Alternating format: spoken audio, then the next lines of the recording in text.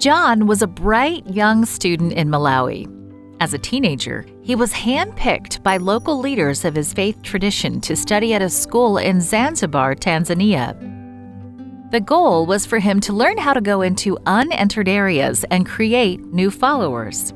During his time there, he learned a lot about his own religion, and the next step was for him to also learn about Christianity, since he would be interacting with Christians regularly.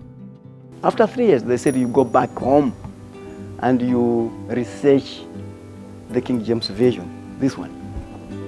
You go there for that one. Special for the King James Version. Why King James Version? Because they do believe that the King James Version have got a good explanation than the other version. John enrolled at an Adventist school and joined a youth group.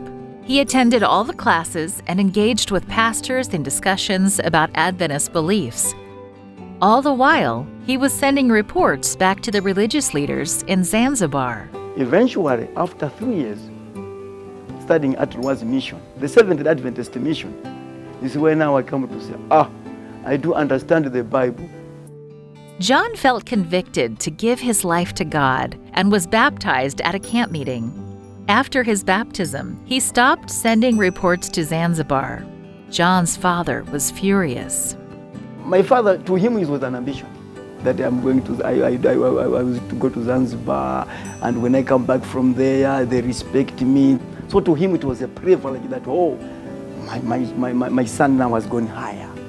So when he heard that I have converted into Christianity, and now I have been baptized into Seventh Adventist, to him, it came like a blow. But despite rejection from his family, John continued to pursue ministry.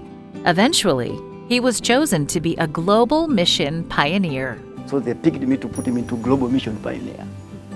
Can you see now? To go into and enter the areas. So the first mission wanted me to go and enter the areas. They had the same idea. God just intended to go to Seventh Adventist and be a global mission pioneer. He ministered for 10 years as a pioneer, following Christ's method and sharing his testimony with people he met. John hadn't finished his education yet, so he enrolled at Malawi Adventist University. I wanted to pursue my degree. Graduated in 2018. So I appreciate God. I thank God because I'm now a graduate, and now I know many things than before. From his teenage years to his time at the university, John knows firsthand the difference Adventist mission schools make in people's lives. This quarter, a portion of the 13th Sabbath offering will go to help build a community outreach and leadership development center on the campus of Malawi Adventist University. Please pray for those involved as the project develops. Pray that more students like John will come to know Jesus through Adventist education. Thank you for supporting mission through 13 Sabbath offering projects like this. William H. and Nora Anderson were leading pioneers of Adventist mission to Southern Africa. They blazed the trail for an expanding mission throughout the southern part of the continent. After ministering and establishing work in several countries, Nora succumbed to blackwater fever and died in South Africa. Several years later, William got remarried to Mary Elizabeth Perrin. The couple served in Angola from 1924 to 1933. William used his experience and position as superintendent of the Angola Union Mission to advance the gospel message over those 9 years. The Andersons scouted future sites where they could establish mission institutions.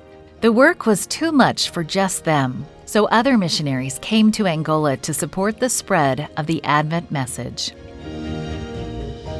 New mission stations were established in the eastern part of the country. The Lukusi and Luz missions were opened. They offered services such as medical care and education. Through Christ's method of ministry, many people came to know the Adventist message.